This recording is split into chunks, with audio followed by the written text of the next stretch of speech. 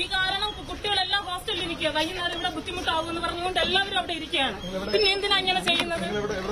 ഞാൻ താമസിക്കുന്ന പത്തനംതിട്ട ചിറ്റാറാണ്.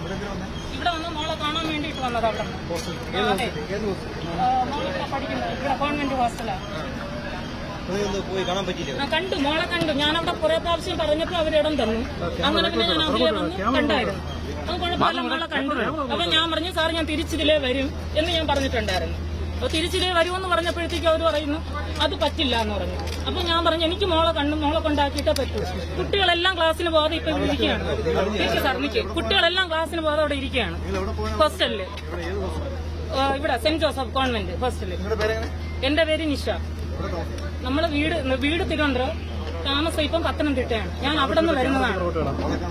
മോളെ കാണാൻ വേണ്ടി വന്നതും പിന്നെ ഒരു ബർത്തിൽ ഒരു തിരുത്തലുണ്ടായിരുന്നു. അപ്പൊ അതും റെഡിയാക്കണമായിരുന്നു. അതിന് വേണ്ടിയിട്ട് വന്നതാണ്. കടന്നോട്ടെന്ന് ചോദിച്ചപ്പോഴത്തേക്ക് അവർ പറഞ്ഞു അതിലേ പറ്റില്ല എന്ന് പറഞ്ഞു. എന്റെ അടുത്ത് നേരത്തെ ഒരു സാറ് നിന്നിട്ട് സാറ് പറഞ്ഞു അതിലേ പറ്റില്ല എന്ന് പറഞ്ഞു.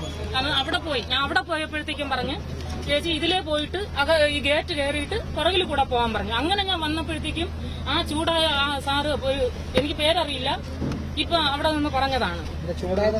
ചൂടായെന്ന് പറഞ്ഞാൽ നേരത്തെ പറഞ്ഞു ഇതിലെ കയറാൻ പറ്റത്തില്ല, മര്യാദയ്ക്ക് പറഞ്ഞു, എന്നിട്ട് കേൾക്കാതെ ഞാൻ പോയതാണെന്ന് പറഞ്ഞു. അപ്പൊ ഞാൻ പറഞ്ഞു സാറ് പറഞ്ഞു എനിക്ക് ഈ വഴി പറഞ്ഞെങ്കിൽ ഞാൻ അതിലേ പോകത്തില്ലായിരുന്നു, ഞാൻ അങ്ങോട്ട് വരില്ലായിരുന്നു എന്ന് പറഞ്ഞു.